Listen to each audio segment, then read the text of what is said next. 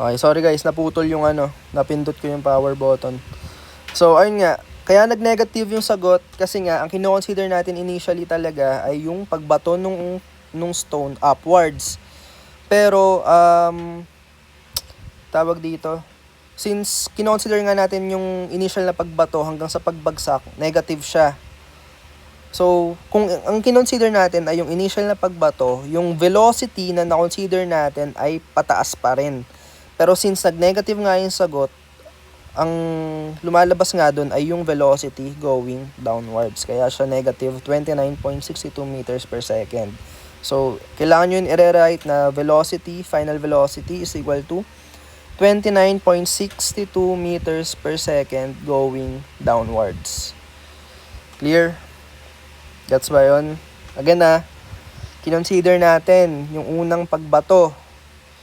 Kaya ginamit natin siya dito sa formula. Kinonsider natin siya, tapos nawa nating sagot, negative. So therefore, ang magiging direction nga nung sagot na final velocity ay going down. Gets? Again, pag may tanong, mag-chat sa GC para makikita ng lahat.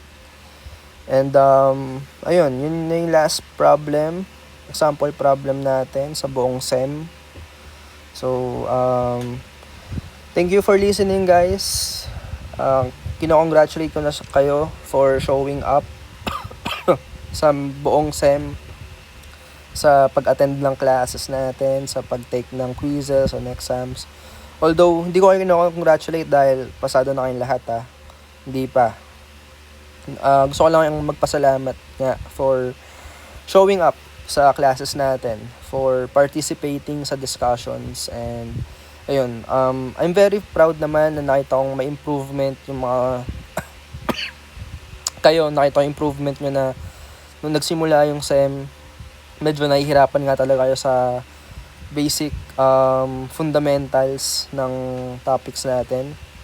Pero yun, nakita ko naman na nag-progress yung karamihan sa inyo. And dun sa iba na medyo nahihirapan pa, I hope na tinatry nyo pa rin, inaaral nyo pa rin yung mga topics natin para pumasa sa subject na to.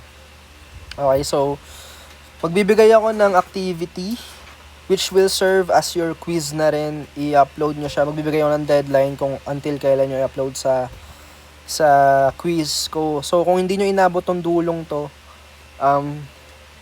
hindi nyo probably masasagutan yung activity. Hindi nyo malalaman na quiz na rin siya. So, para dun sa mga makakatapos ng video, pakisabi na lang din sa mga classmates nyo na yung activity na ibibigay ko, yun na rin yung quiz to nyo. So, medyo pamigay na to kasi for sure, alam ko naman na rin yung gagawin nyo kapag ganun nga yung ibibigay kong kapag online yung quiz. So, make sure nyo na lang na tama yung mga sagot nyo. Then, magkikita-kita na tayo sa exam.